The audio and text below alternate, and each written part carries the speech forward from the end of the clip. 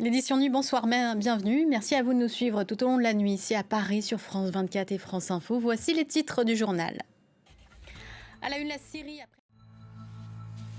On commence ce journal avec la situation toujours fragile en Syrie. Les forces gouvernementales sont de nouveau déployées à Souaïda pour faire respecter le cessez-le-feu en vigueur depuis samedi. Non loin de là, à Gaza ce dimanche, nouveau bilan très élevé, 93 personnes tuées dans l'enclave selon la défense civile, des tirs non loin de centres de distribution de nourriture de la fondation GHF. Un ordre d'évacuation a été émis cette nuit dans le centre de Gaza à destination des résidents de Deir el-Bala, évacuation demandée vers le sud avant une nouvelle opération israélienne. Autre titre de l'actualité, l'élection difficile au Japon pour le Premier ministre ce dimanche. Lors de sénatorial, Shigeru Ishiba a perdu sa majorité à la Chambre haute, lui qui est déjà minoritaire à la Chambre des représentants. On continue avec les images impressionnantes du typhon Wifa à Hong Kong. L'alerte maximale a été activée pendant quelques heures.